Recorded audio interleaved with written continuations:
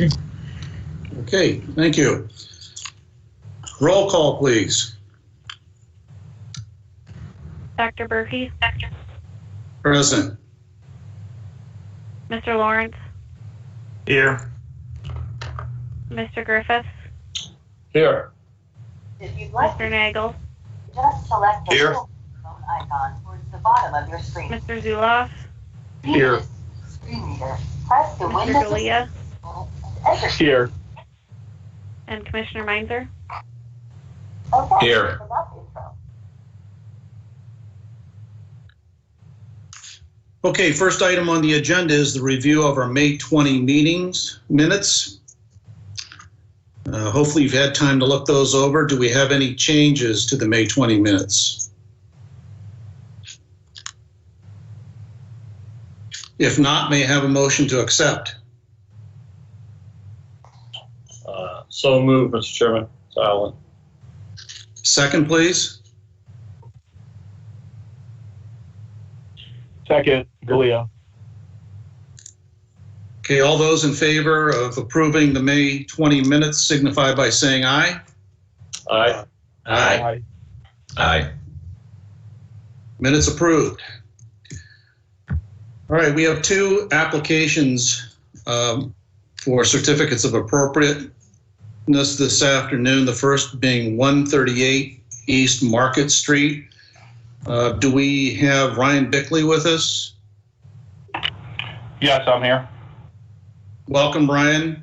Ryan is from Janata and Herner, representing the Sandusky Artisans Co-op.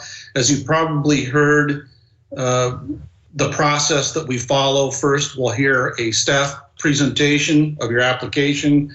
Then we'll have opportunity for commission members to ask questions and clarifications of our staff.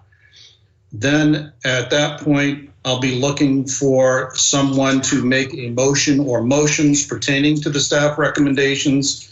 And then once a motion or motions are seconded, Ryan, you'll have the opportunity to answer questions from our commission members or make clarifications of something that you wanted to put more specificity to. And then finally, once everyone's questions have been satisfied, we'll do a vote on the motion or motions. So with that, I'll turn it over to Mr. Horsman. Thank you, Mr. Chairman. This is a certificate of appropriateness for exterior alterations at the Sandusky Artisans Building, which is at 138 East Market Street. To give you some background, this building was originally constructed around 1910 as a primarily commercial space. It was difficult to find intact historical photos of the building, but here you can see the facade already slightly modified in 1938, which we can tell the facade as it is a much later addition to the original structure. It is a non-contributing structure in our downtown historic commercial district. It's the only one on the south side of the 100 block of East Market that's non-contributing due to the significant modifications of the historic nature of the facade of the building. These are the photos submitted by the applicant of the current conditions. You can see windows, 4 windows on the north elevation that are proposed to be replaced. Windows on the east elevation, or the west elevation as well. The window schedule that was proposed by the applicant are listed here: clear aluminum vinyl windows, fixed, and the applicant did submit a example of the aluminum that would be used for the windows, which is pictured here. I took a photo of it in the office. These are the 4 specific elements that the applicant is proposing to the exterior, in addition to an extensive interior renovation.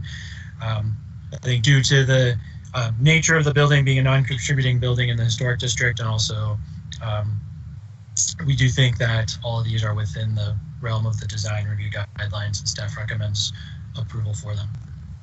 And that is all. We have questions from members for staff? Mr. Chairman. Yes. What color did I hear the windows are going to be?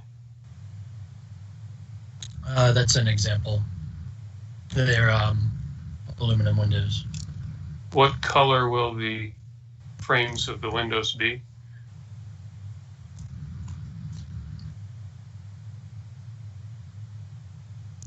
Just clear anodized, they will not be any color? Is that what I'm hearing? Yes, Okay. I believe so. I mean, the applicant can give additional detail.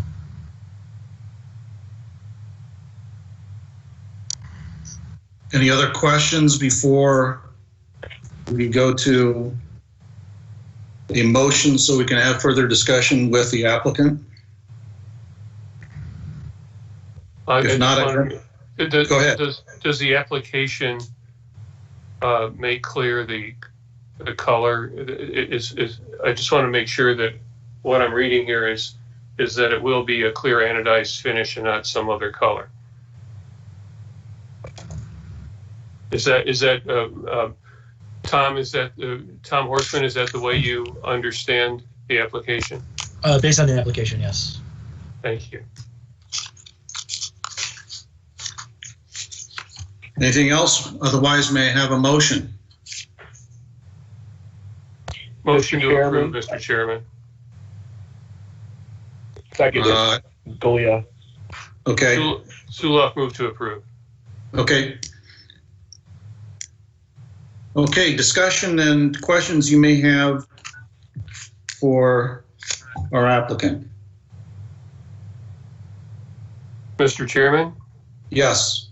Mike Suloff here. Could the applicant verify that they intend that the windows be the clear anodized color and not some other color? Mr. Bickley? Yes, that is correct. They will be the clear anodized aluminum color as submitted. Thank you. Mr. Bickley, anything else you want to add? Nothing further. Okay, members, any final questions before I roll call? Okay, if not, roll call, please. Dr. Berkey? Yes. Mr. Lawrence? Yes. Mr. Griffiths? Yeah. Mr. Nagel? Yes. Mr. Zuloff? Yes. Mr. Golia? Yeah. And Commissioner Meinzer? Yes.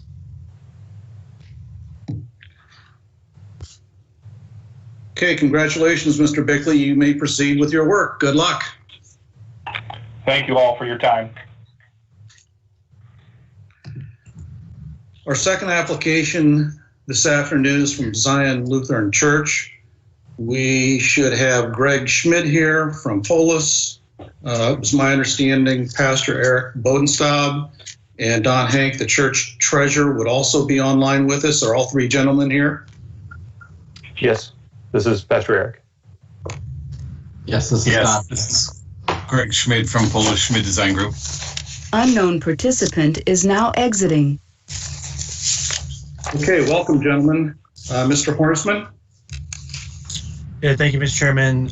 This is a certificate of appropriateness again for exterior alterations at Zion Lutheran on 503 Columbus Avenue.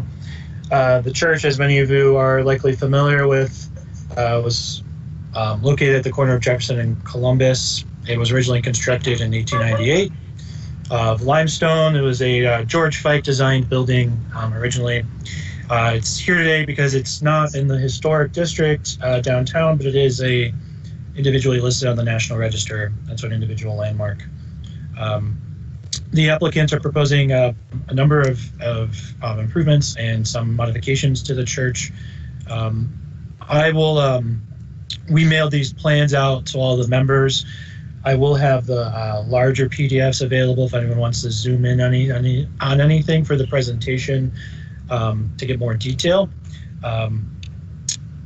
So as we can see, there's a number of different things, including deconstructing and relocating the front sign. The second part of that is adding a digital message board to the sign that would be two-faced. The sign would be perpendicular to the Is building now facing exiting. the sides of Columbus Avenue. Replacing the handrails on the entrance stairs with new carbon steel handrails painted black. Replacing the existing stone entrance steps with new concrete steps, as you can see in the images on the right. Removing the Lexan windows on the south facade and replacing with staggered limestone veneer, and installing aluminum louvers at the top, as you can see, not in great detail on this particular image, but you can see the filling in of the windows there. The applicants can go into more detailed reason why that is, but essentially they're not transparent on the inside, as that's the location of the organ. 7, cover the stained glass window on the south facade. That's the top middle one with a vented aluminum louver. And number 8, installing aluminum louvers on the west facade portico window openings where there are windows currently not located, which is in the middle, number 13 there. We do have a site plan overall showing the location of the stairways, the sign, and the sidewalks, which are also going to be replaced. For clarity, all the proposed alterations we broke down into different segments so that they can be discussed or voted upon differently by the commission. These are all the ones I just went over. I did communicate with the applicant that staff had concerns with a number of them that we wanted to talk about, particularly items 2, 4, 6, and 7, and this noting that they don't conform on their face with our preservation design guidelines. However, items 1, 3, 5, and 8 staff is supporting and thinks are appropriate within the guidelines. Of note, a digital message board, as I communicated to the applicant, if approved here, would also need a conditional use permit from the Planning Commission before it could be installed. So that's staff's report, and I'll answer any questions that I can about that. Thank you. Do we have any initial questions from the members?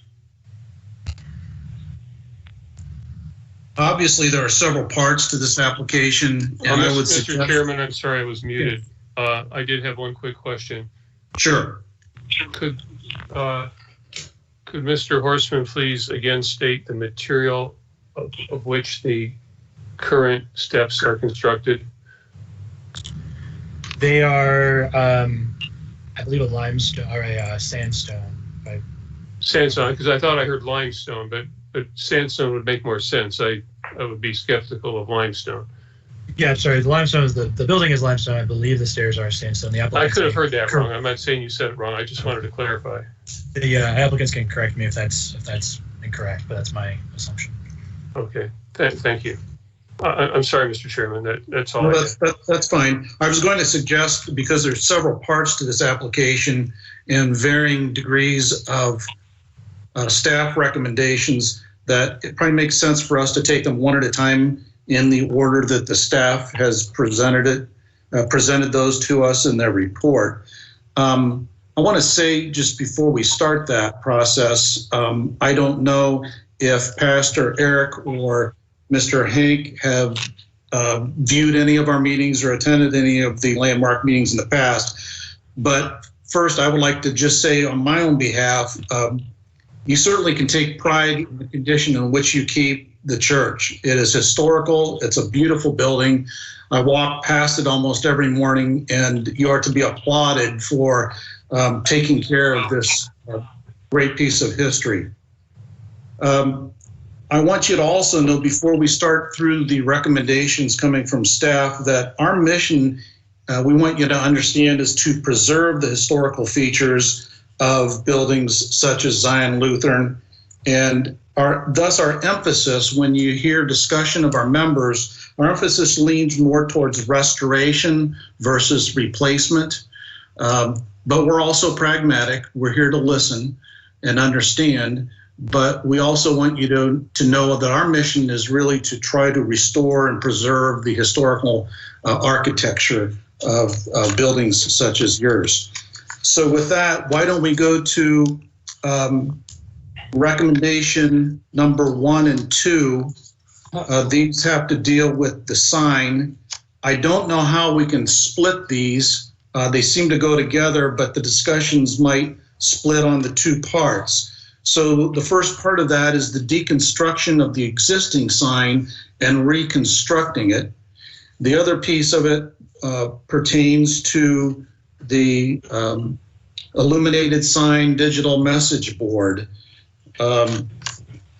So let's start with, are there any questions from our members before we go to any motions? Mr. Chairman. Yes. I don't recall seeing anything on the report discussing the history of the sign, whether the existing sign, which seems to be constructed of the same stone of which the building is constructed, how long that's been there, whether it's original to church or when that sign was constructed. Since we're talking about historic protecting history here, I think we need to know that. Mr. Chairman, this is Tom. Through you, Yeah. I did note in the report, I believe, that Yeah, I may have missed it. that the applicants may be able to give specific information on this based on what I've been able to define. There are photographs of the historic church from the turn of the 20th century that do not show the sign there. So it seems it was not there upon opening. I don't know when exactly it was put in. The applicants or the representatives from the church may have more specific detail on that. Well, the reason I suspected it might have been added later, of course, is because I don't think an architect would stick a sign like that in front of a window. So it looked like but it's still, I think, we need to know how long it's been there, just doing due diligence. Mr. President, this is Pastor Eric. If I can answer the question, if I can answer that question now, I could do that. Yeah, go ahead. Okay. Go ahead. That is actually the second sign that Zion has had. It was built without a sign. There is in the library's historical archive pictures, you can see the first sign, which was put up in the 1950s, which was a smaller sign and a lot more like the one at St. Peter and Paul Catholic Church across the street.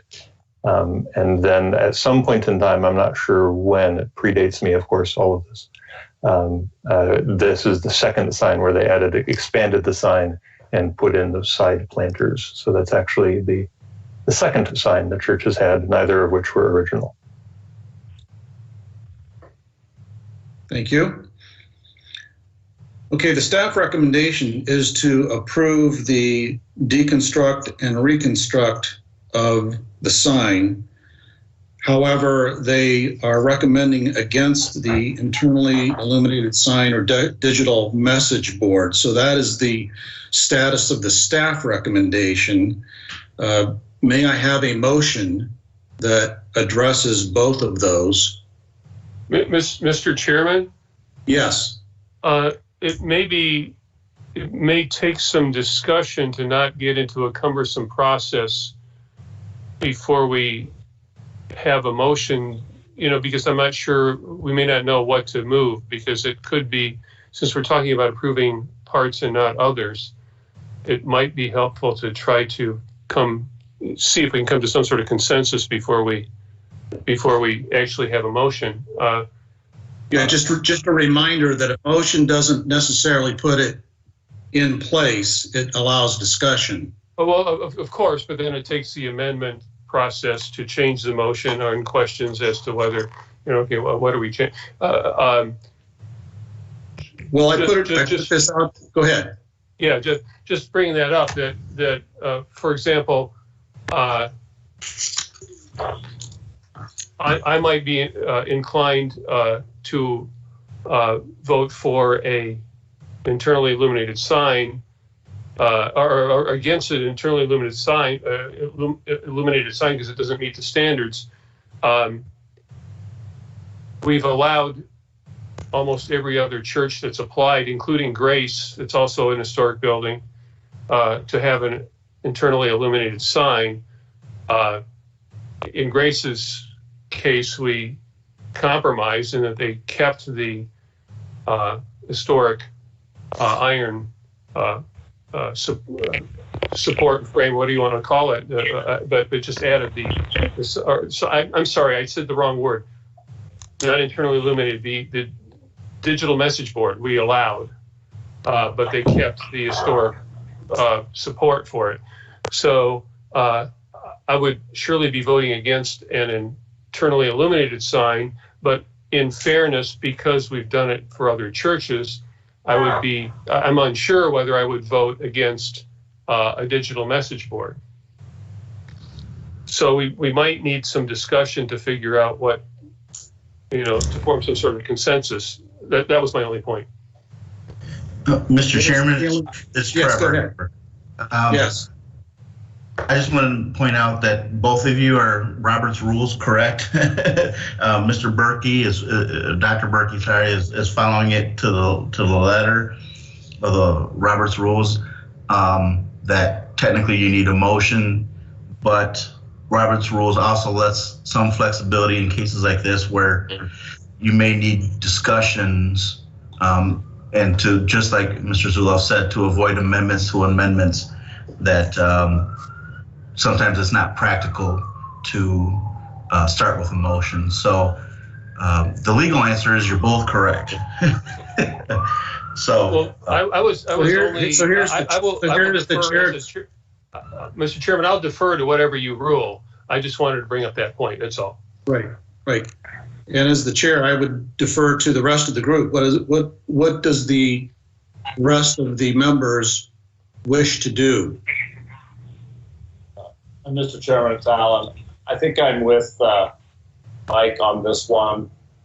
The Grace Episcopal sign issue was early on in my tenure, but I recall there was some conversation about the types of things they were going to put on the sign, the frequency with which it would change, the level of illumination, the perhaps this may be incorrect, even the times that the sign would be lit, etc. I don't know whether we have quick access to that, or if Mike, if you or Joe or someone remembers some of that conversation. But there was quite an amount of detail in relation to church commitment on how they were going to use that sign. The other thing I would note is that the Grace Episcopal sign only had one face facing the street. It wasn't didn't face in both directions. It wasn't perpendicular to the street.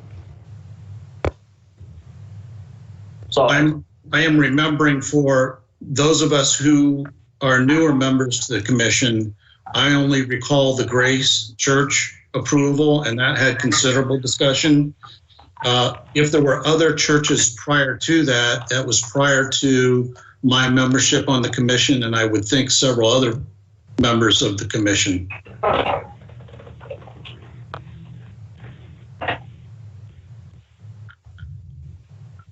Mr. Chairman? Yes. This is, of course, a different case. I only brought up Grace for two reasons. Number one, not as a analogy, but only as a loose analogy. Of course, every case is different. And Grace was just one example of other churches that have been allowed electronic signboards. Grace, of course, was an example of one that would for which the historic standards applied, and so it's also a pretty good sized sign, maybe larger than some of the others, and it is two-sided, but I think several of the other churches have good sized two-sided signs. I don't know what those dimensions are. I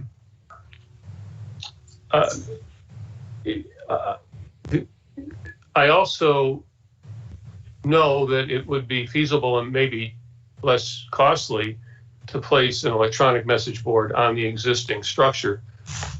It also would be something to consider to use limestone for the new structure, more in keeping with what was there before. Also, I think we still need to know,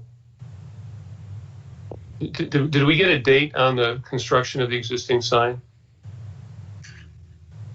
Tom? I'm sorry, what was the question? Did we ever get a date on the existing? My sound breaks up a little bit. Did we ever get a date on the construction of the existing sign that's proposed for demolition?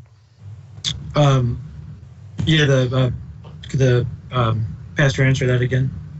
Yes, of course. Pastor Eric again. The existing sign is the second sign, and it was built sometime after 1960, and neither of them were original. Thank you. So you know, just as a point of discussion,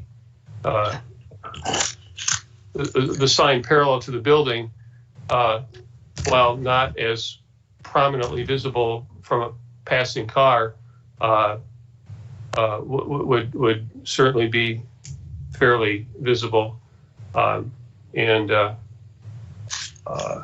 know, is an option.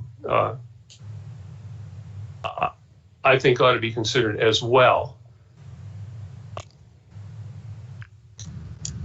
Chairman Allen, I'm just noting in the design schematics, it looks like the digital sign itself is intended to be 7 feet by 3 feet, which to my mind is large. Anyway, I think I'm with Mike on this. I would be minded to approve the idea of building a new, you know, a new sign cabinet, for want of a better word, or the stone structure, but I'm not necessarily minded to approve a large digital sign of that size on our main street headed into town. I haven't even taken a position on it yet. I'm not saying I would vote against it. I'm saying that seems like an obvious, and you know, I mean, the cost isn't our business, but it seems like something that I think we're duty bound to, when we approve or disapprove something, especially when we disapprove, consider as to whether there are reasonable options and alternatives. And that's the only reason I brought it up. As to that end, Mr. Chairman, I would note that in the design schematic, there's an alternative to construct a solid sign panel with ground-mounted LED lights. So, assuming that was a contingent in the event that the digital sign was not. Do we have any other members that want to weigh in?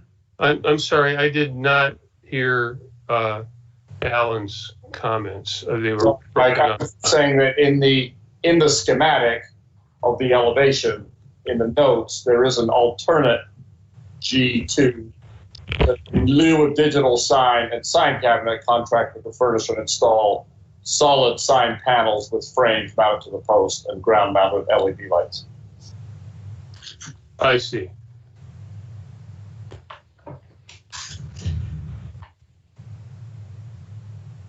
Well, I'm going to bring us back to, I know we're offering alternative solutions, but I think our role here is to address the recommendations from staff. If we don't approve all of it, then I believe it goes back to the applicants to decide whether or not they want to pursue alternative approaches. Mr. Chairman? Yes. I would make the motion with encouraging the applicant to review the design to deny the part of the application regarding the sign. So your motion would be to approve the deconstruct, reconstruct only? No, I would just simply say, you know, I think it needs work, and I think maybe if I was the applicant, I would probably accept that the objections can be overcome, and if we simply deny the deconstruction and reconstruction, if we deny the entire sign for now and hope that it comes back with something that will overcome the concerns, then it might simplify everything instead of trying to design it for them here. Our job is to not design it for them. Our job is to say yes or no. That was my point. So we've I think we've made it clear at least what some of the issues are. So my proposal is, I don't even care if I propose to approve it or not, and we vote no, or whether, to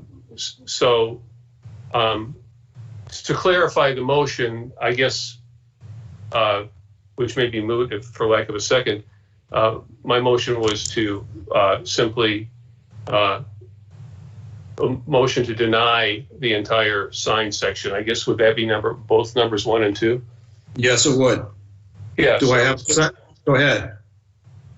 Is that your motion? That's my motion, to deny 1 and 2. Okay, do I have a second?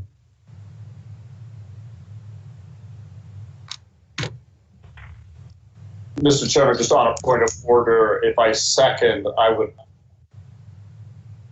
like to have the opportunity to be able to approve 1 and deny 2. Well, then You'd have, the way to do that would be to hope the motion doesn't pass. Okay, so a point of order, Mr. Chairman. yes. Second does not mean endorsement. It means, all Correct. it means is the motion merits further discussion. I'm not moving to burn down the building, okay? I will second the motion. Okay, Thank you. all right. Seconded, now we can have any further discussion.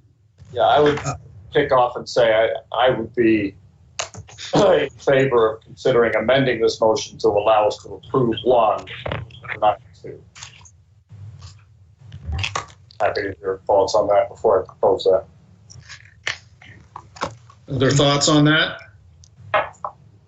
So Alan is proposing to amend Mike's motion. Mike, there's 2 ways to do that. Do you want to acknowledge that change? Or do you want to vote? The other way would be to first vote on Alan's amendment and then come back to your original. Or just vote down my motion and go to a new motion. Well, he's made an amendment to your motion. He's proposed an amendment. Yeah, I'm strictly. I'm pretty sure. I'm not sure. I don't know. Give me a second to review the.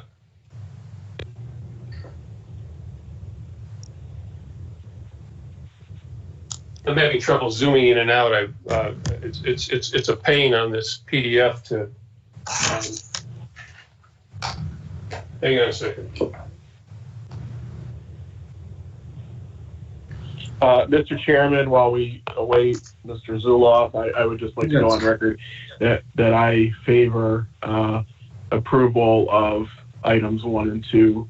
I believe that both are entirely appropriate, especially given our disposition of the Grace Episcopal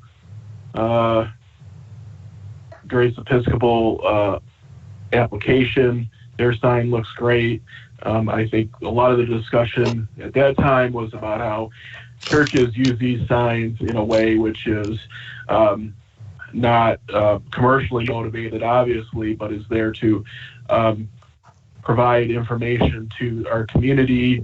I think we look at their expression as a little bit different than a commercial business because of the way that religion is, or freedom of expression and religion is part of our constitutional rights. And so I think it's entirely appropriate that we would approve items both 1 and 2 and allow Zion to have a digital sign. Mr. Chairman? Yes. To the best of my recollection, we did not simply approve the Grace. The way I recall it, they proposed a new stanchion, and the compromise was that they kept the old. And I seem to vaguely recall that they also wanted it perpendicular to the street initially, and that what was approved is not what was asked for. Now, I'm going from memory here, so I can't attest to that, but that's the way I remember it. That what was approved was a digital sign, but it was placed on the old historic stanchion, and that's not what the application was for. To the point of constitutional rights, I agree in principle, but as a point of order, I'm not sure it's our duty to rule on the constitutionality, but rather the law as it stands, and use our judgment in that regard.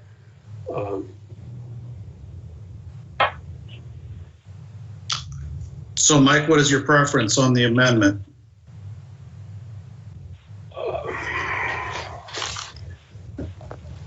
Alan, could you? Well, would it be simpler if we separate the two out, Mr. Chairman? No, actually, I think it would complicate it. Did you say to approve, was your amendment to approve one and not two, or the other way around? Approve one and not to approve two. But I mean, we can vote on Mike's motion too. Yeah, I mean, I think that almost makes it worse to my point. Yeah, I'm gonna go back to. It's too complicated. I think we just have to ask the applicant to bring us something. You know, we can either say yes to the whole thing, or say no, but invite him to come back and propose something else, which, you know, should not be. It's not asking a lot. Mr. Chairman? Yes. Can I mention something real quick? So yeah. I just want to reiterate what Alan said related to the alternate plan in terms of, having an alternate listed there in lieu of the digital sign, just having a solid sign panels with the reconstructed sign base. And also of note, I'm not sure this was made clear, but the plan was to clean and reuse limestone of different sizes for the sign base, and use limestone and reuse the cross that's currently existing in the sign as part of the new structure.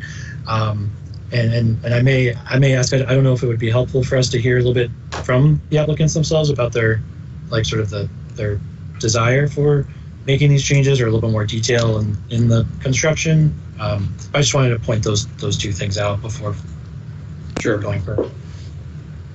But Mr. Chairman, that gets us into the problem of we're proposing alternate designs and designing it, and it's probably not the best practice. I'm pretty sure.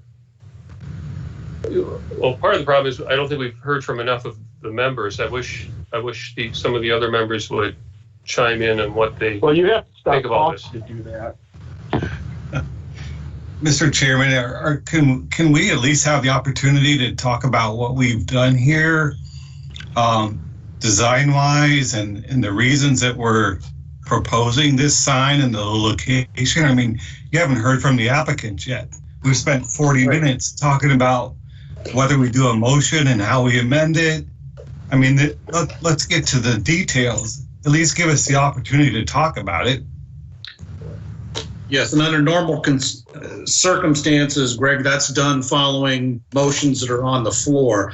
But I understand what you're saying, and since we are kind of stuck on this point, if members are comfortable with this, let's have Greg and the other representatives speak to this if you are in agreement. Anybody object? Go ahead, Greg. So the first point here is the new sign location. So the reason that we're looking at moving this sign out is that it would be perpendicular to the road. It becomes much more visible. A sign that's parallel to the road is not visible as you're driving by in this location. Now, Grace, as you've talked about several times, the reason that Grace did an electronic sign is that they did a much smaller electronic sign because theirs is strictly pedestrian use. You cannot see Grace's sign when you're driving by the road. It's way too small, and that's the way they designed it. That is not the intent of what Zion Lutheran wants to do. They want their sign to be visible as you're driving by down Columbus Ave. So that's the reason that it's perpendicular to the road. And if you go to the north of this, at the other church on the corner, United, where the Boys and Girls Club is, that First church is Congregational much UCC. larger than what this sign is proposed to be. And that is also perpendicular to the road.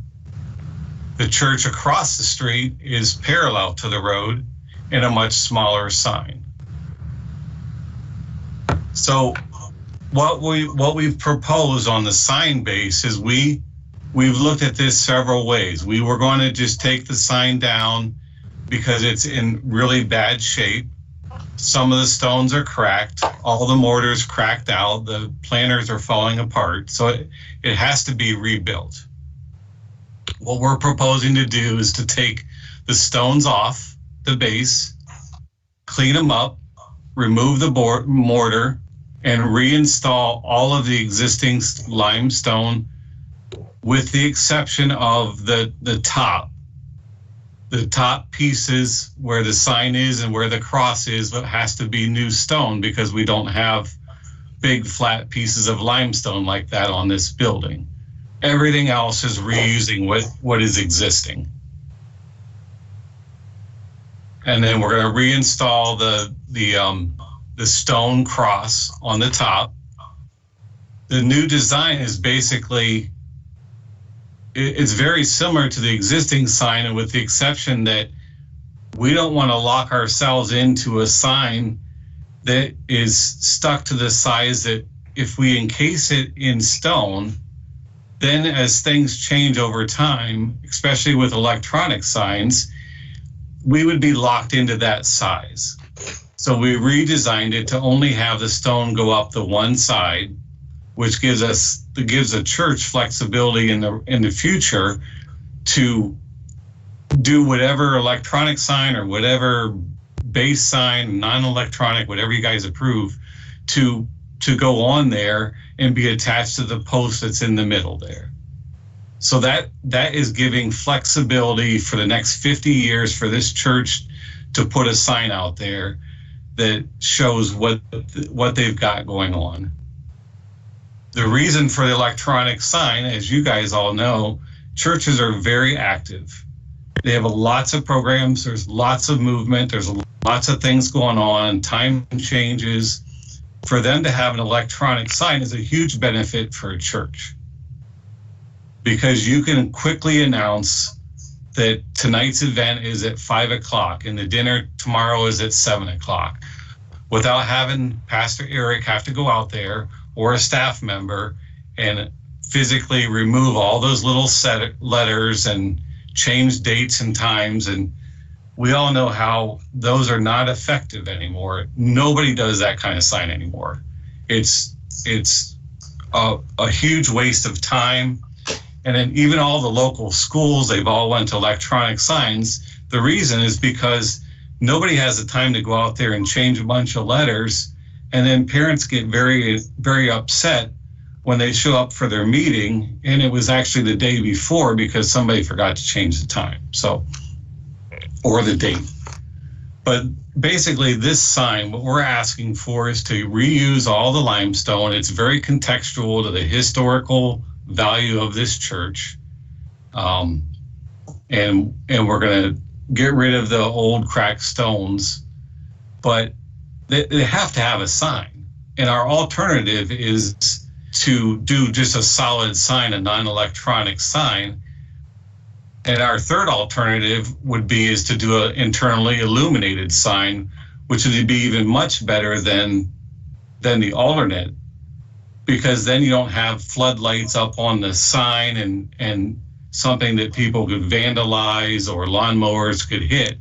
If all of it's internal, whether it's a digital sign or internally illuminated, everything's within that sign and that base. So there's less chance for destruction on that.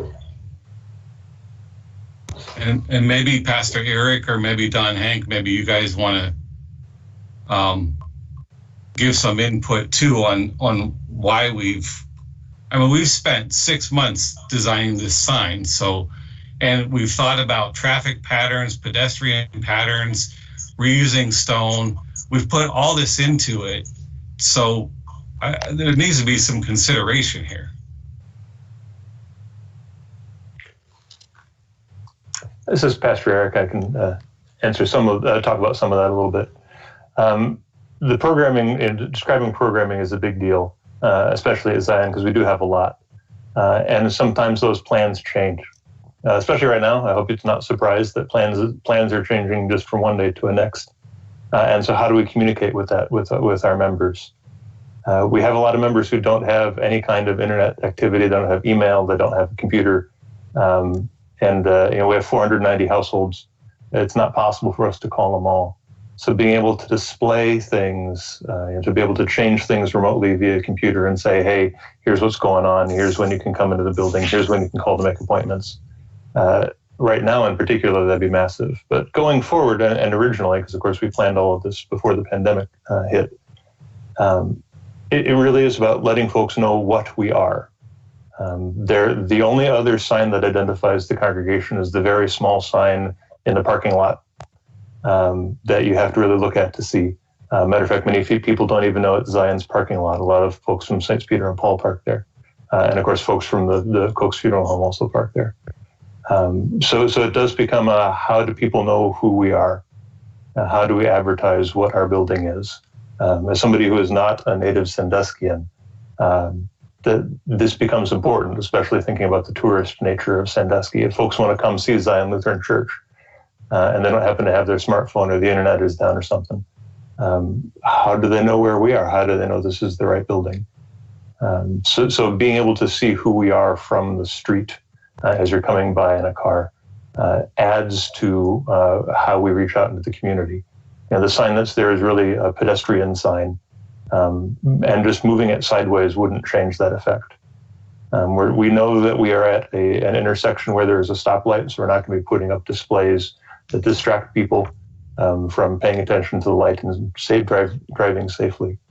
But this would be a real benefit, I think, for the community to know what's going on, especially as we continue conversations going forward with how food distribution happens in the area. Right now, Red Cross has taken over some of that, but with Envoy Tracing and her husband leaving, are they going to still be able to do that? Are they going to come back to Zion? How are people going to know? We're in some initial conversations with the reserves who happen to have a chaplain who is Lutheran, reaching out to see if they might be able to come here and do some food distribution at Zion. How are we going to let people know that? This kind of a sign would be a really great way to let the community know that Zion isn't just for itself or its own members, but is for everybody in Sandusky and Erie County, really. That's my 2 cents. Anything else? This is Don Hank here. Yes, Don. I'm also on the Zion Foundation, and we do a tremendous amount of outreach and mission in our community. I think we're probably one of the most active church foundations in this whole community. And we just feel like we need to get our mission out there to our community and sometimes let them know what we do provide. And that is sometimes outreach and mission, which is very important to us. We feel like what we see around the city, we need that outreach and mission in our community where we're located. We want to be a part of that community, but we also want to communicate with them. So we felt not having a static sign really didn't meet our needs.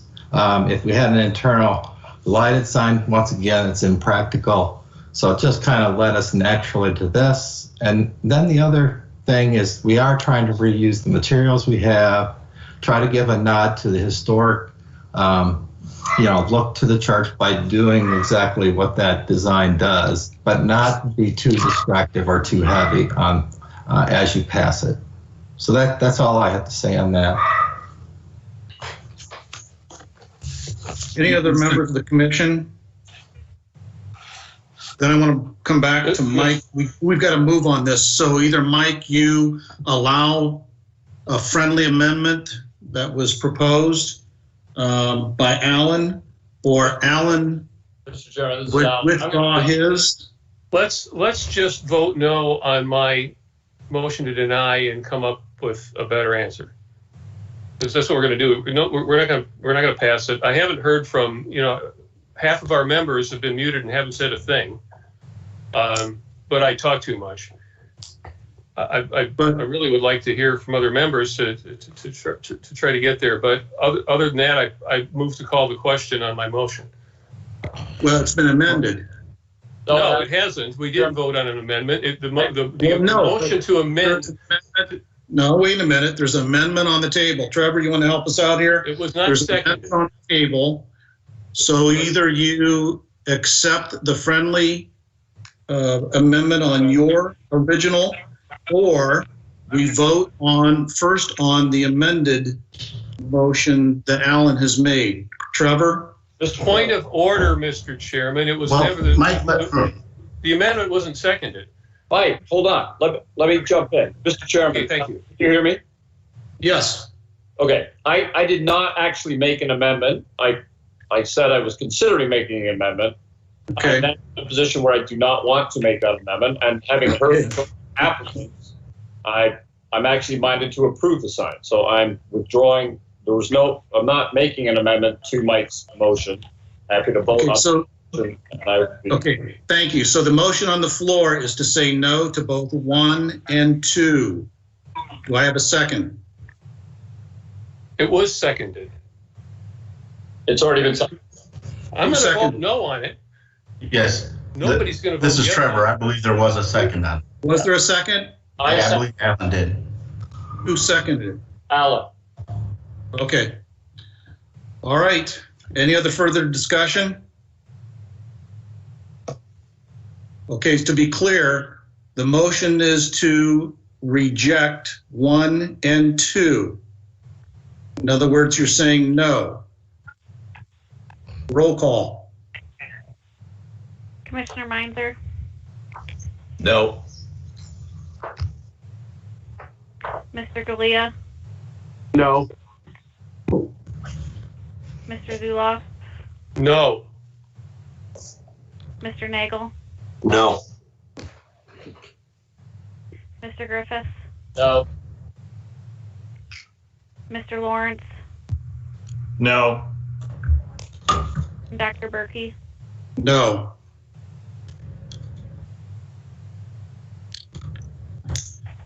Okay. We are ready to move on to number 3, the replacement of the handrails. Mr. Chairman.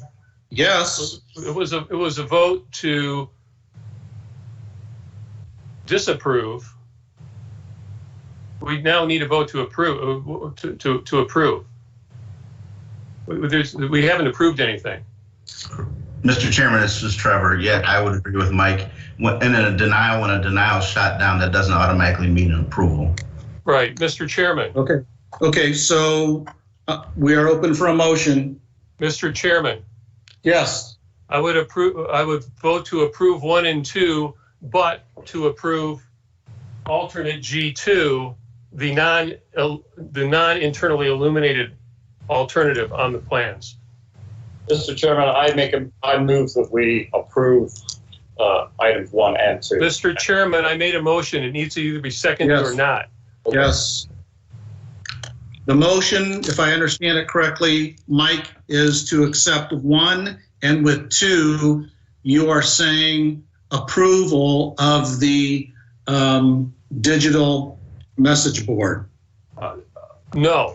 No. You said the motion is 1 and 2, but with alternate G2 on the plans, which is for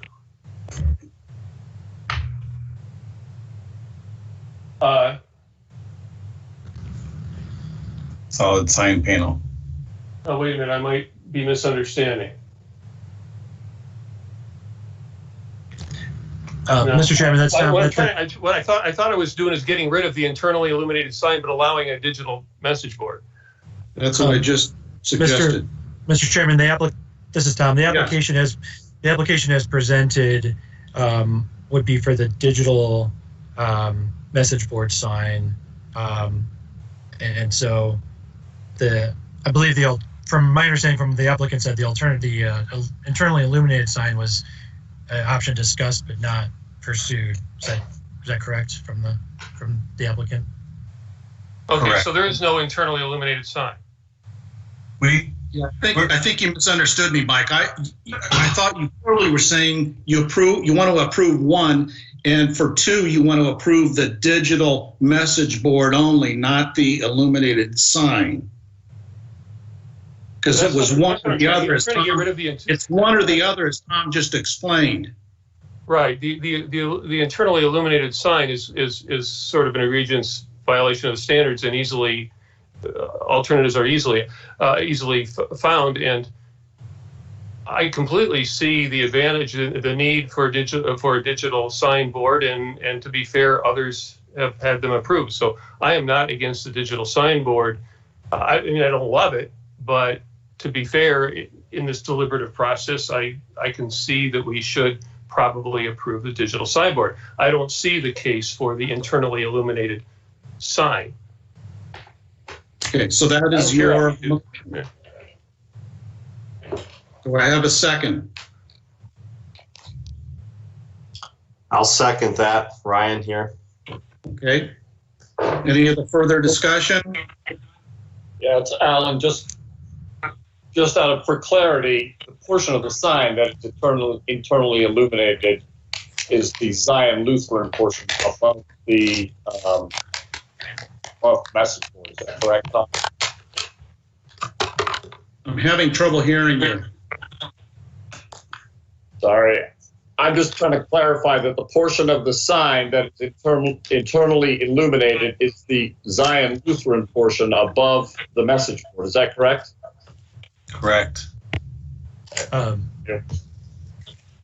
you, Mr. Chairman, this is Tom. Just a quick point. Staff did recommend in favor of that portion solely because it's a LED backlit sign, which this commission has made distinctions for in the past in terms of its internal illumination.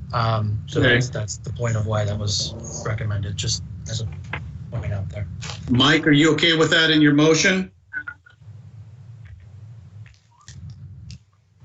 Mike? I don't understand. Is it a Lexan sign that happens to be lit with LED instead of like incandescent or something, or are we talking about something else here?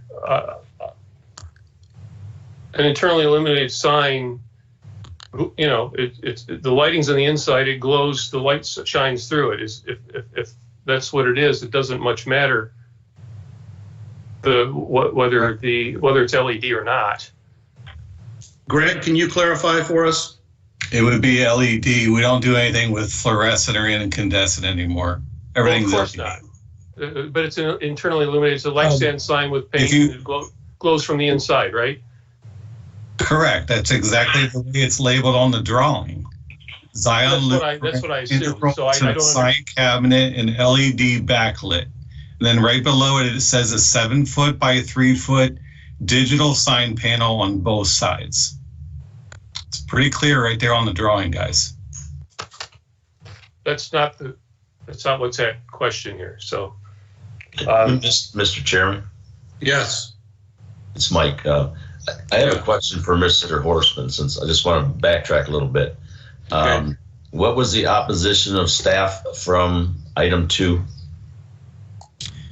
Through Mr. Chairman, staff has consistently not recommended in favor of digital message board signs in historic districts or properties, just because we don't believe that they are consistent with the historic nature of the structure.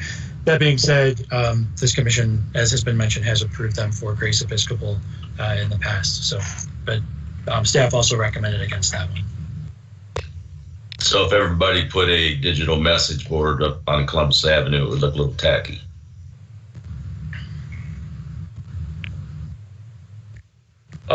Good point, Mike, but we're only talking about the historic structures, and we're only talking about churches.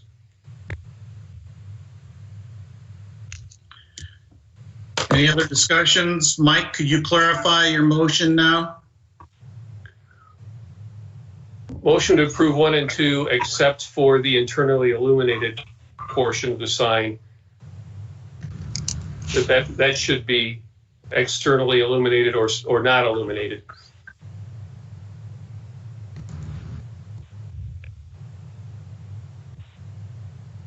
Do I have a second? I will second that again. This is Ryan. Any further discussion? Roll call. Commissioner Meinzer, No. Mr. Galea, Yes. Mr. Zuloff, Yes. Mr. Nagel, Yes. Mr. Griffiths, Yes. Mr. Lawrence, Yes. and Dr. Berkey. Yes.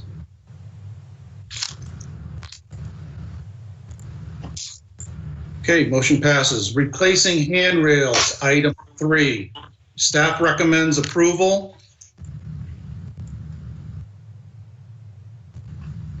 Motion to approve, Mr. Chairman. Pardon me? Motion to approve. Do I have a second? Second. Lawrence.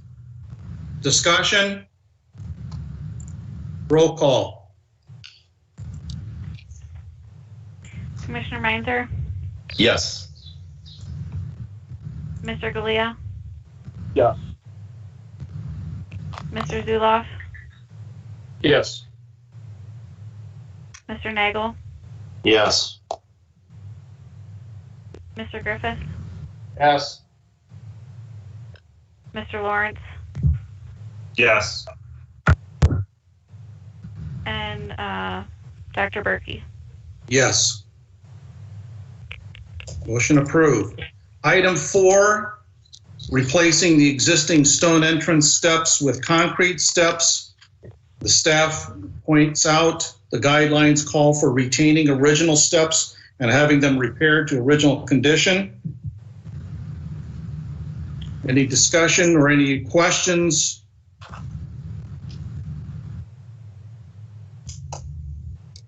May I have a motion then?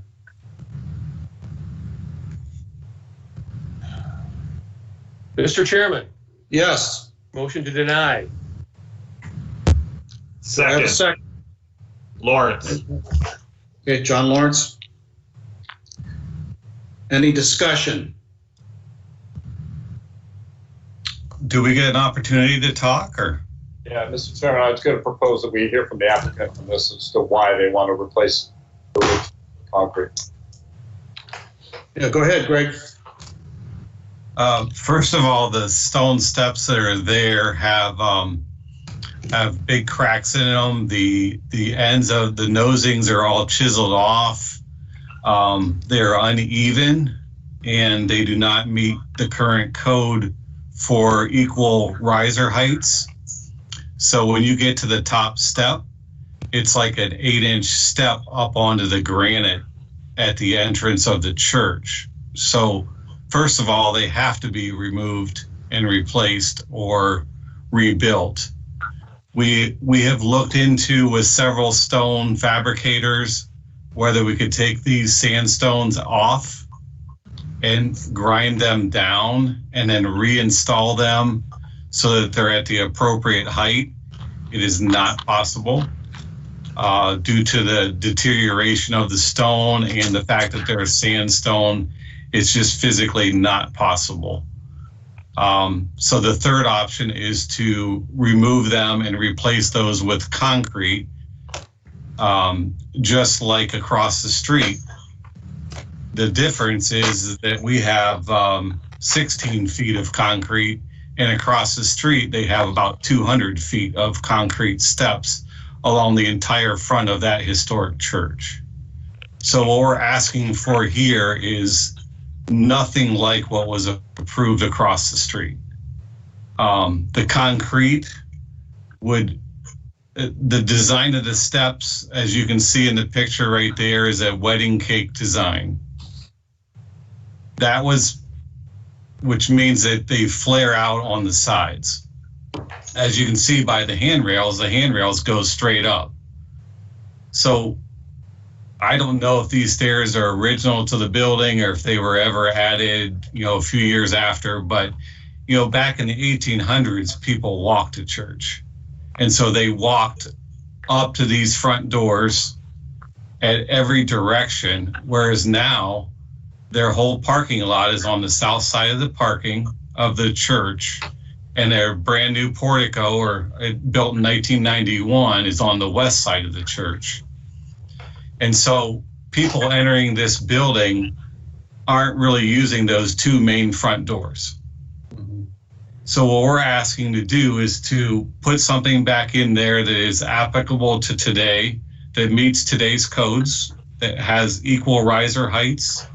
We're going to put in new handrails and rebuild all the sidewalks. We're going to pour all new sidewalks. So everything on the front of this church, when you drive down Columbus Ave, is going to be brand new.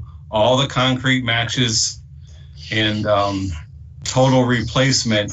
In addition to that, the church is spending a lot of money restoring all of the limestone. Starting in about a week, they're investing a significant amount to clean and reseal the entire exterior of this church, repaint every surface with these new handrails and new sidewalks. They're doing everything, and even as you opened the meeting, they're doing everything in the interest of this church to meet everything historically and to make it a safe place when you walk up to this church, and to have level sidewalks and level steps and good handrails to get into this church. So I really would ask for your favor in replacing. I mean, the other option is they do nothing. And they have a big issue with steps not meeting code. So they have to do something in order to address the safety concerns of this church. I don't understand what's so bad about putting in concrete when you guys allowed it across the street. Well, I'm going to speak up, Greg. I think one of the things, as I said earlier in the meeting, our intent is to, whenever we can, restore rather than replace. So that's where I think some of our issues are coming from. You're saying they cannot be restored. Correct. 100%. Mr. Chairman? Yes. I think it's a good time to mention that we're supposed to deliberate this. I would ask the applicant to, I'm detecting a note of testiness and impatience. This is a process we're duty bound to go through. It's the law. So I like to think we usually come up with the right answer. Sometimes we go back and forth. So please be patient with us. We are duty bound. These are irreversible decisions. It's our heritage. We are stewards of these properties for our lifetimes. These buildings are going to outlive us. It's our duty to make sure that we don't allow ourselves within the bounds of the law to make mistakes that our citizens in the future will look back on and say, what did they do that for?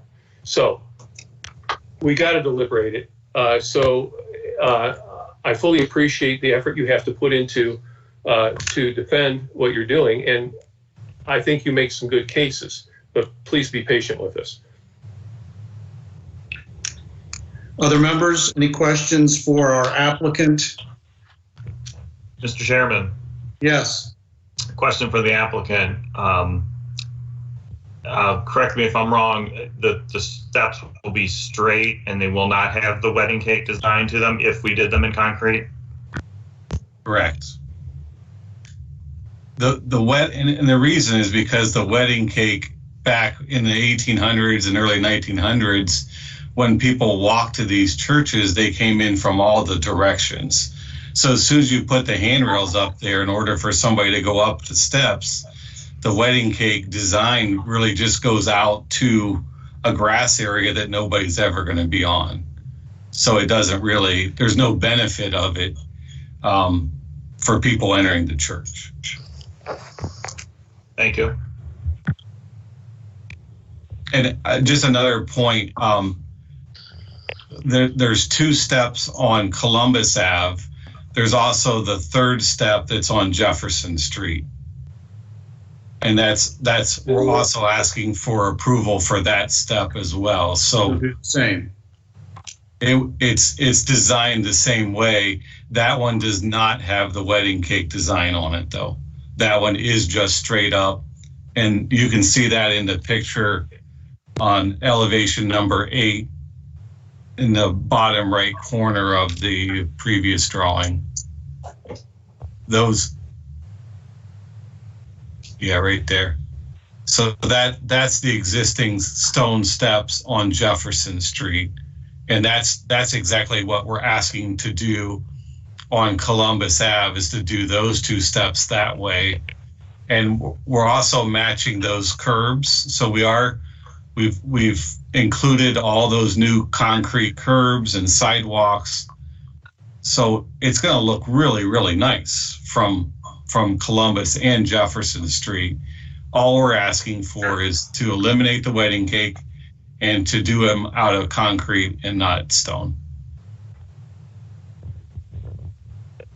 Other members?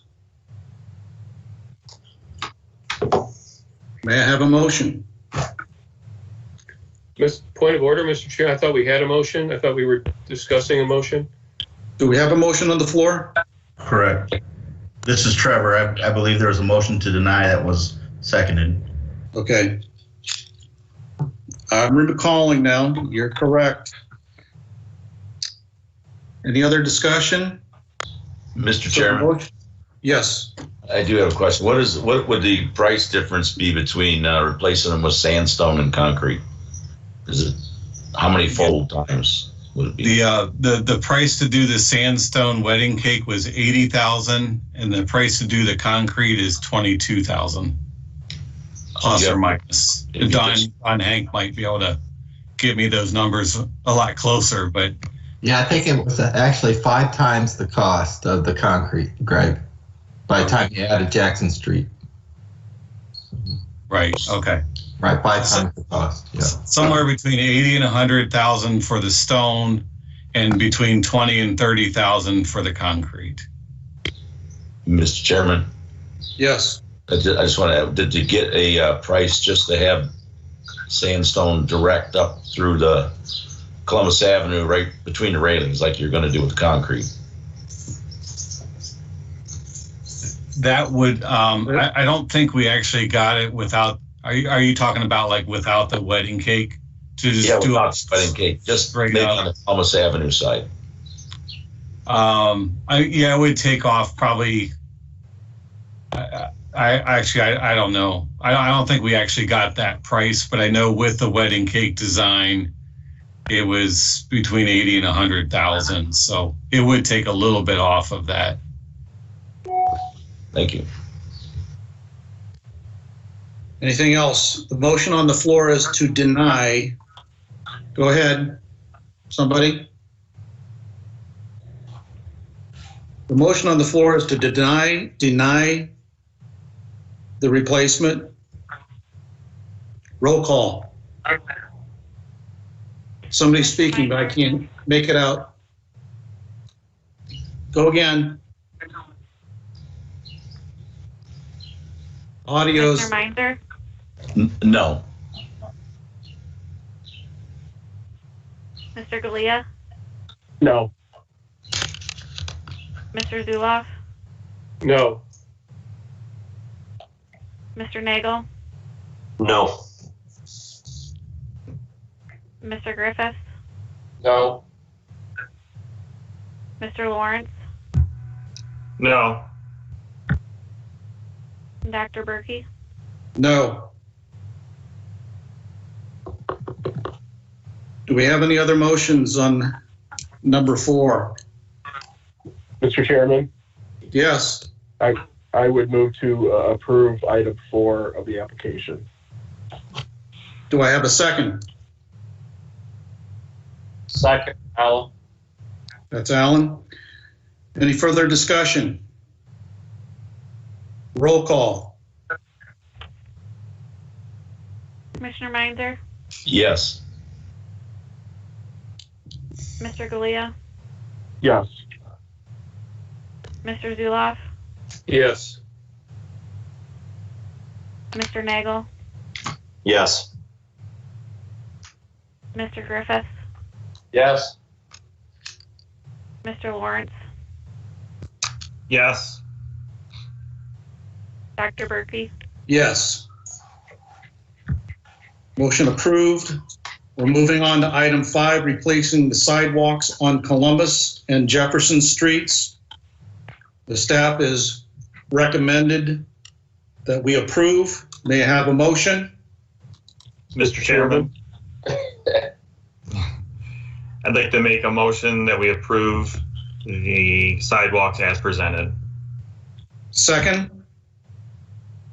Seconded, Mr. Chairman. Any discussion? Roll call. Commissioner Meinzer, Yes. Mr. Galea, Yes. Mr. Zuloff, Yes. Mr. Nagel, Yes. Mr. Griffith, Yes. Mr. Lawrence, Yes. Dr. Berkey. Yes. Motion approved. Item 6 is the removal of the Lexan windows on the south facade and replacing them with staggered limestone veneer and arched louvers at the top. The staff recommendation recommends keeping the original window openings intact. Mr. Chairman, Yes. Chairman, it's Alan, can I recommend that we hear from the applicants on this because I don't understand the rationale for this one? Greg? Yeah, and I don't know if you can, I don't know if the existing pictures, but so looking at the two with the checkered board stone on the sides, those right now have a kind of a dark, smoky colored Lexan plastic over top of, and behind that is just standard gray block masonry. And the reason for that is, if you look at the picture, the see where the center louver arch is that we're proposing? Underneath that is all limestone that was part of the original building. That's where the pipe organ was. Back when they built the church, the pipe organ was much, much smaller than the one that they had built and put in, and Pastor Eric could give me the date, but I think it was in the 1950s. They had a much larger pipe organ installed. When they installed the new pipe organ, it filled the whole space there with the two side windows, so they just blocked them in with gray block. And then they put a Lexan over it. If you drive by there, if you look in those windows, you can just see gray block behind it. And it's been that way now for 70 years, I think. And then the arched stained glass window that's in the top middle, that also is on the back side of it is where the pipe organ is. So you cannot see that window from inside the church. So what and that stained glass window is really in need of restoration. And the cost to restore that, remove it and restore it and put it back in is about, it was around $80,000 is the estimate that we got. We also looked at whether we take that stained glass window out and put it in a crate, and they stick it in their storage for a number of years until somebody wants to pay to have it restored and reinstalled. And that was between $35,000 and $40,000 just to remove it safely and put it in the garage somewhere. The other two side windows, and Pastor Eric could give us the dates on that, but those two side stained glass windows, when those were removed in the 50s, I believe they were stored for a while, but now they're in the chancel. They're inside in the chancel room. And so what we've done is we've studied this and we said, okay, do we leave this Lexan, which just has standard gray block behind it that's been there for 70 years, or can we put in stone that to the right of that photo, you can see an area between the two windows that has the checkered board stone on it right now. Do you guys see that in elevation number 11? To the right of our I wish I could point to it, but there's two smaller windows to the right on the right side of our photo there. One on the first floor and one on the second floor, and between it is a checkered board stone with some of it chiseled and the others are a horizontal line that's cut into the stone. And that's what we're proposing where the two Lexan and block windows are. Would it be identical then? It would be identical to that. We are going to color match that darker stone, which you see that darker stone basically on the corners of the towers, the arches. That picture right there that you just had up, Tom, was a really good one to show that checkered board stone.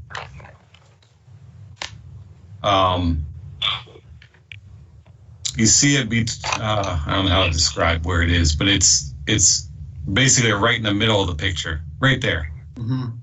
Yep. So then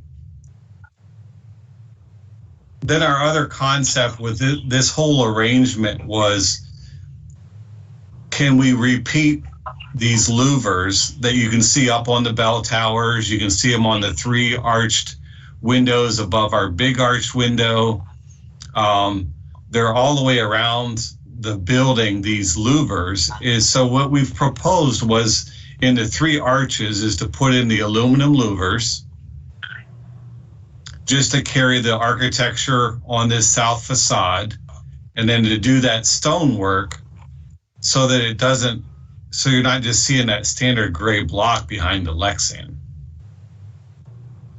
And as I said earlier, you cannot see any of this from the inside. It's the pipe organ completely blocks all of that. And I believe they're in the process right now of spending a lot of money to restore their pipe organ. So whatever we do, whether it's, if we're going to be required to replace the Lexan, if we can't do the stone, then we have to make sure that we do it with the utmost protection and waterproofing with whichever system goes back in there, because they're making a major investment in their pipe organ. Does that help kind of clarify where we're coming from on the design and the louvers and why we're proposing louvers? Is to carry the architecture and to not spend the $80,000 on the restoration of that stained glass until there will be somebody in the church at some point will say, you know what, that means a lot to me. Here's a check for $80,000. At that point, the church takes the louver out. They restore the stained glass window and they reinstall it. We can put some backlighting, like LED backlighting up in there to light it up at nighttime. And there's a lot of options with that we've discussed as well. But at this point, they're making a major investment in all these other improvements. There's just not the funds to do $80,000 on that stained glass window.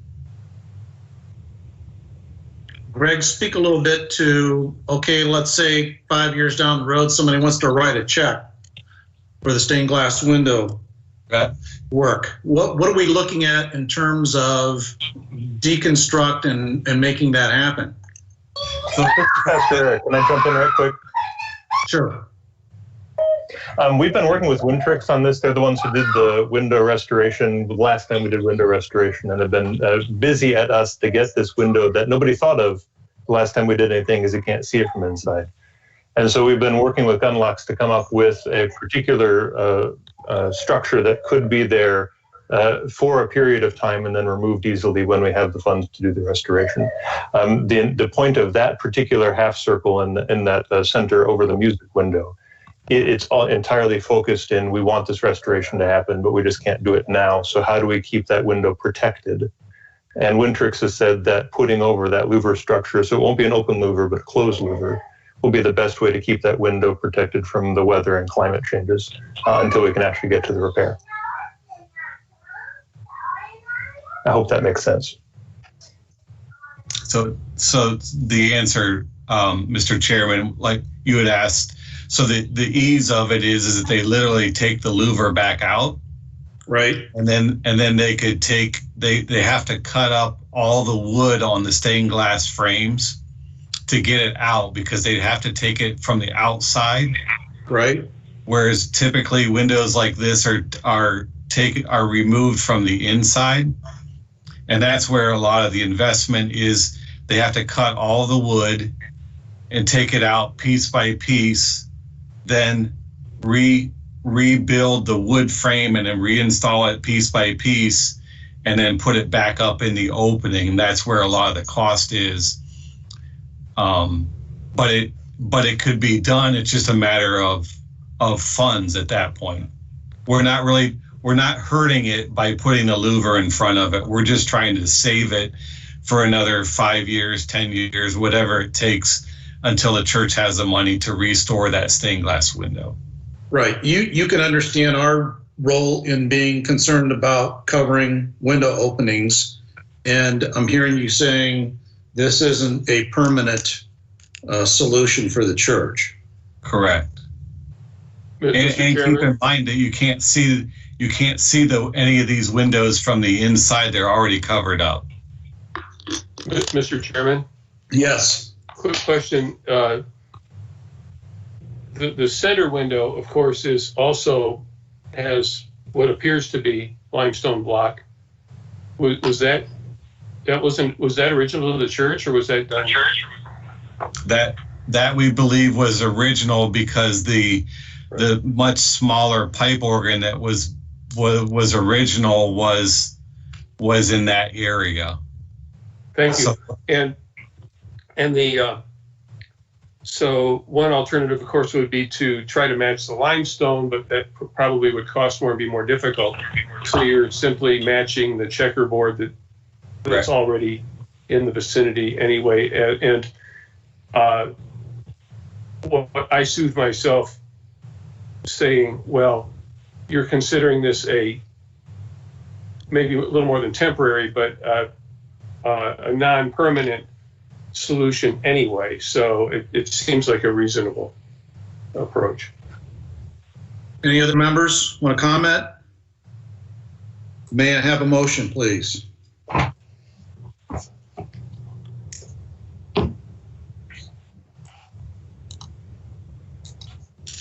Mr. Chairman, it's Alan. Yes. If you can hear me, I move that we approve, it's item 6, I guess, as item 6, and 7 and 8, correct? Those are the 3 we're talking about? 6, 7, and 8 for approval. Actually, number 8 is a different. It's a different. Yeah. Number 8 is actually on the west side. Got it. Item 6 and 7 for approval. Okay. Do I have a second? Okay, we have a second from Mike. Any further discussion? The motion is to approve items 6 and 7.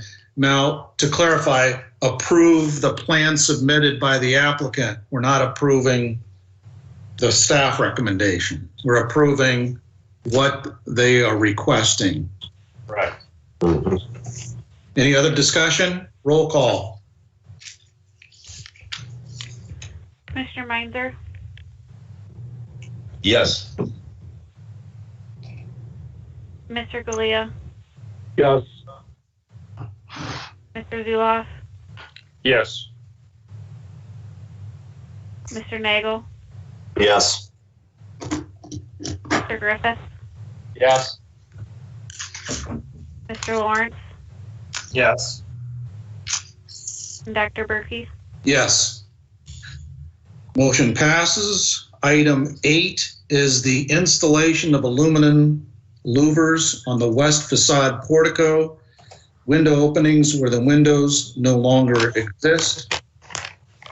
The staff is suggesting this would be an improvement over existing conditions.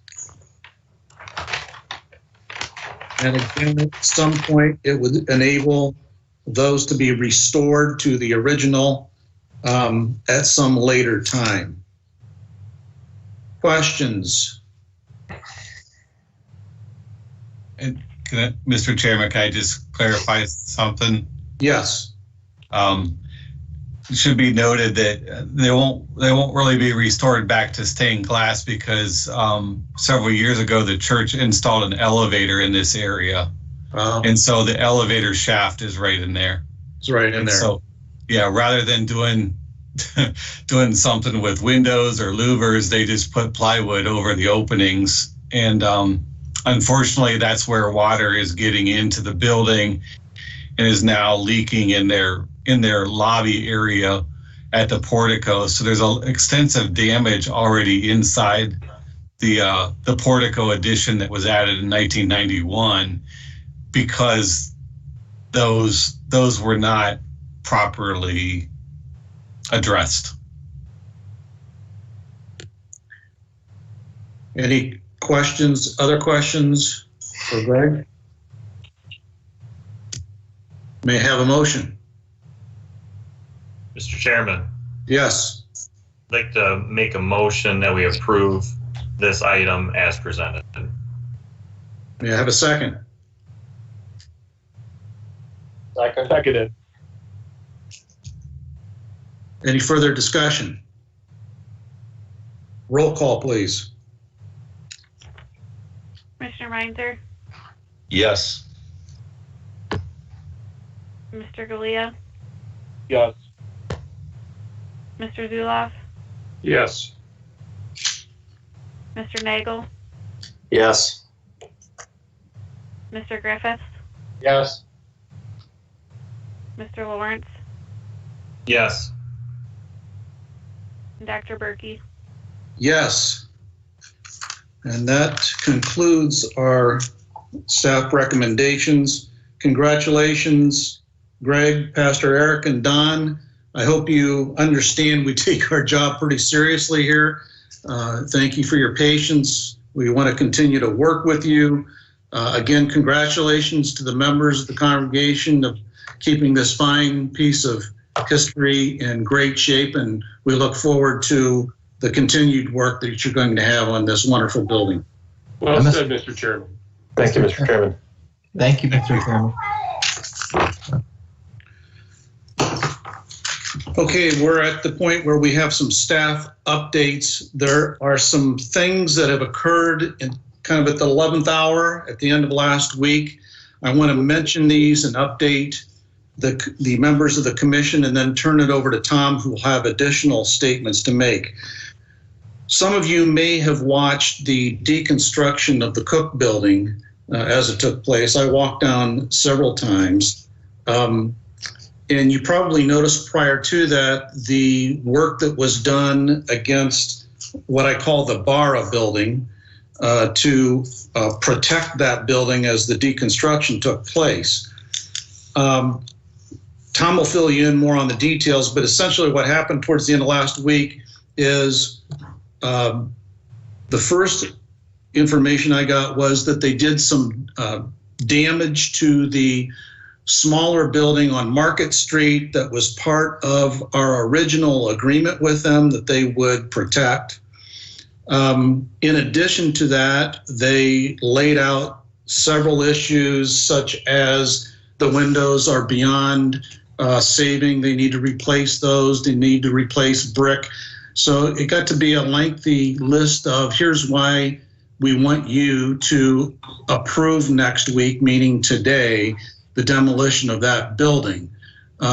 They went on to say they wanted to have representatives at our meeting this afternoon to make their case.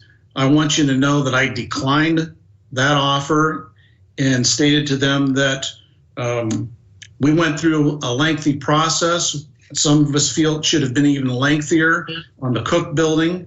If you recall, as members, we got information handed to us quite late in the game. And so I suggested that they get their plan put together, bring it to the July meeting, but also I fear that if we don't involve others in first notifying the public that this is what's being requested, and two, and Mike can jump in on this. If I recall, Mike, you and I maybe had a discussion after the meeting when we approved the Cooke takedown. We had at least one member in the audience, a public member, who wanted to speak, and we probably thought going forward, if we're faced with this again, we probably should provide that avenue for the public to give input on tearing down a historical building. I want the members to know that I'm going to be asking Tom to do a couple of things. First of all, I requested to the administration through Tom that we have our own independent inspection of the building beyond our existing staff. It came back that is something that the administration doesn't want to do in every case due to cost factors and setting a precedent. I understand that. But at bare minimum, we should get, I think, some sort of detailed report on the structural condition of that building from the owner. I also believe in some way we should make the public aware of this meeting and give them opportunity for their input. Just looking through my list real quick. I have some strong feelings about this. And so they have invited us to go along with their people and inspect the building. I'm going to ask members to let Tom know if you have an interest in doing that. I would hope some of our members, such as Ryan, who have more of an expertise in that area, if you could find time in your schedule to do a tour. Sure. Use your eyes on that. My concern is that it appears there was a great amount of care put on preserving the building that Barra is housed on. I don't get the notion or feeling that there was preparation work done against the Market Street building that the owner has. And so with that, I'm going to turn it over to Tom, and he can answer your questions. That's what I recall, and if I got something wrong, Tom, please correct me.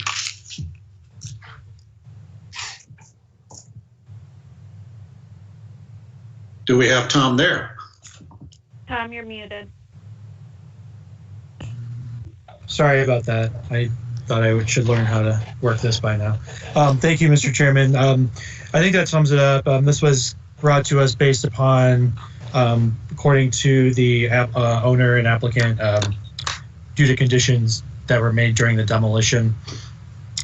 This building was to be incorporated into the new Cooke, as it's called, Cooke building, primarily the facade of the building. I think they're going to have to deconstruct the approval that we gave was deconstructing the rear of it to be part of the new building, but the historic street-facing facade was to be retained.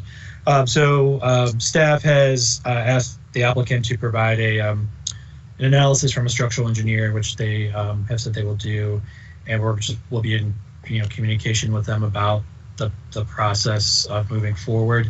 That being said, plans have been submitted by the same applicant for the new constructed Cooke building to be built in this place, which we will get out the plans to you. We'll mail them out to you guys, similar as this past time, so you'll have the large paper plans for the meeting.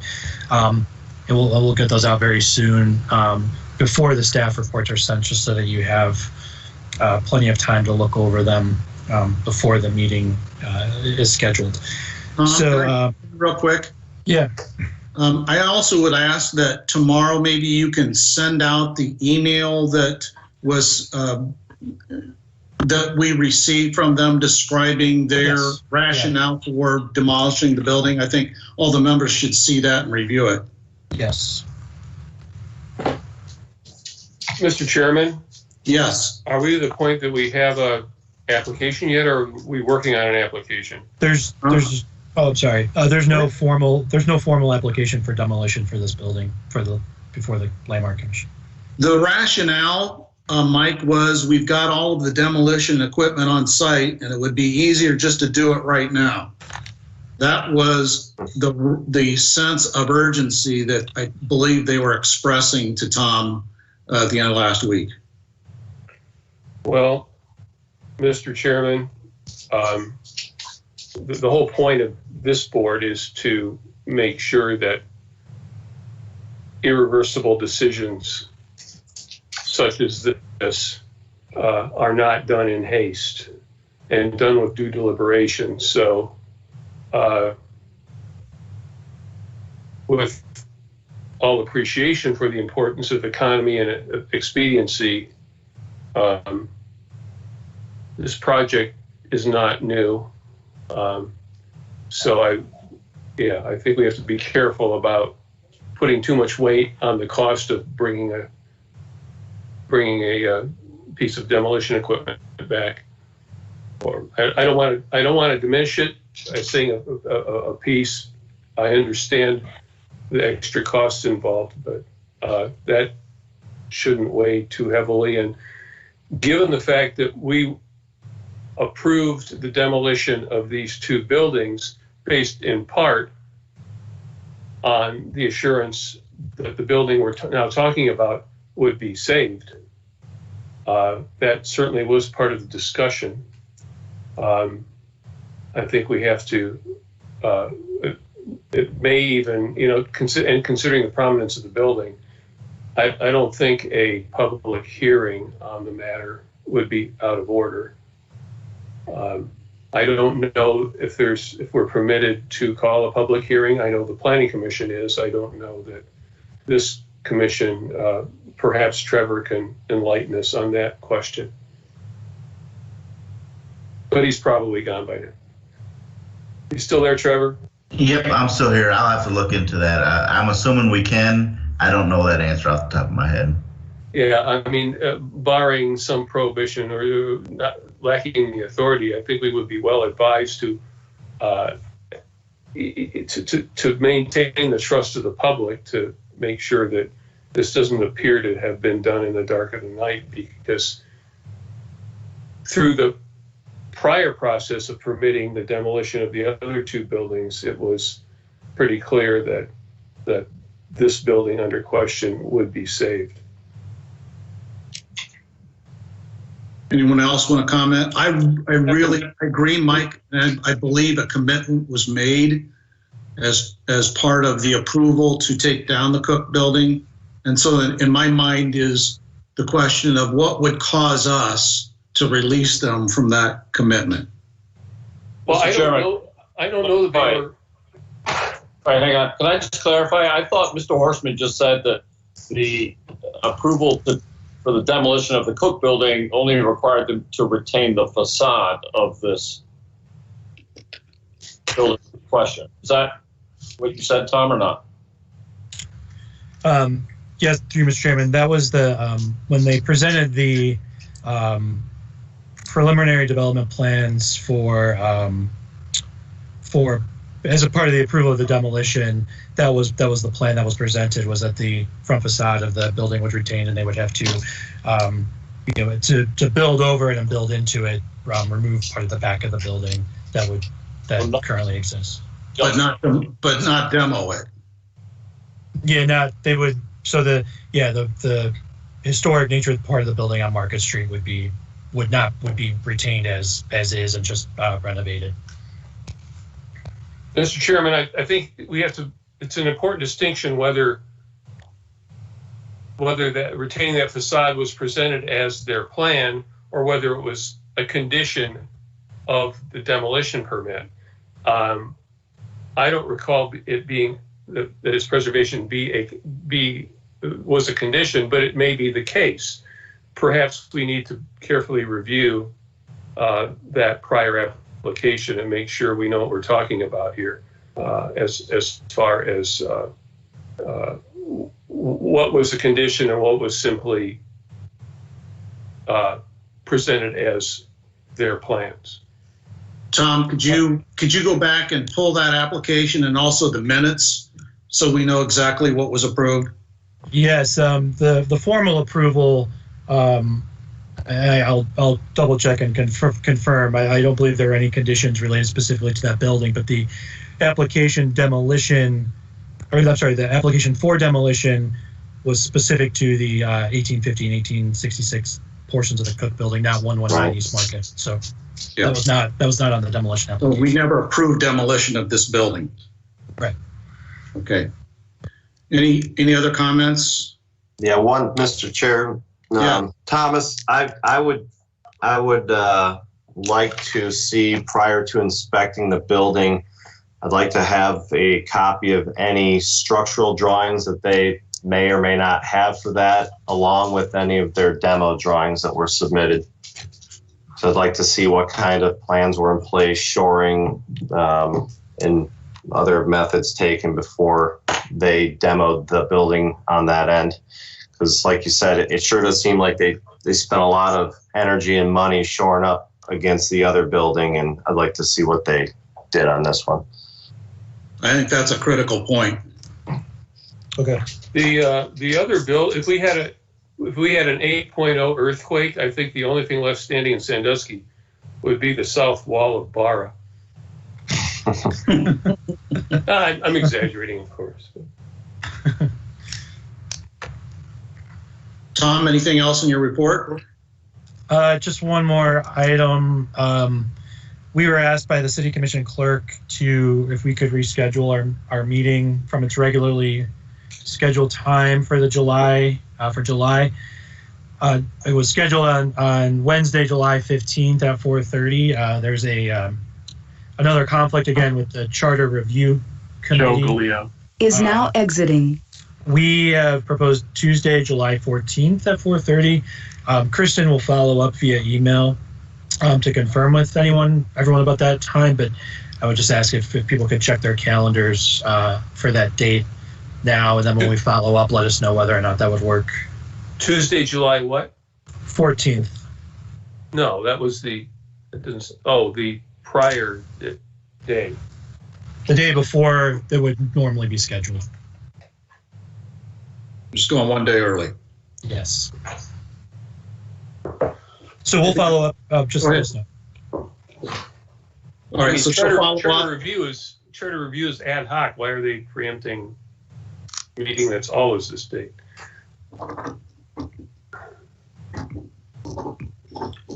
That's what I. You can ask Tom on his side on that one. So one last thing. Again, I want to reemphasize: if you have an interest in touring the Market Street building, please let Tom know. It would be great if everybody saw it. We just obviously can't go as a quorum in there and have an unofficial meeting, but please give him a call, let him know you're interested, and we'll get it set up for you. With that, do I have a motion to adjourn? Mr. Chairman, if we don't discuss it, we can tour. Maybe the law director has a different opinion. My understanding is we could go we could have. Yeah, I know what you're saying, Mike, but human nature is you're not going to discuss it as you're looking at it. Right. Yeah. No, I'm not against it. I'm just. No, I agree with what you're saying, but I think it's wise just to allow people to have an open discussion with their team as you're walking through and comment. Thank you. Mr. Chairman, one other piece of business for me. Oh, yes, I'm sorry. I forgot. I had an opportunity to tour the inside of what's left of the State Theater, and just want to assure the Commission that the State Theater Board and the Executive Director are actively involved in saving as much of that building as is going to be able to be saved, and putting plans in place to reconstruct a State Theater. Without getting into too much detail, they would like to come and brief this Commission on the current status of the building, their demolition plans for the parts that are not salvageable, and then they're at this point, very kind of preliminary reconstruction plans at our next meeting. So I would ask that we extend that invitation to them to do so.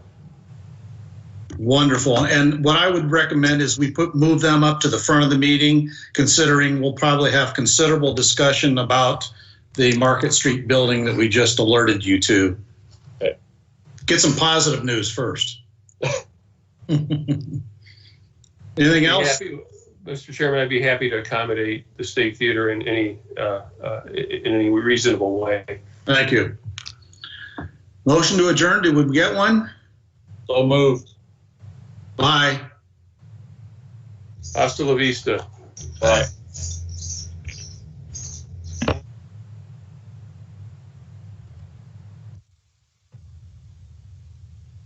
Kristen Baroni. Is now exiting.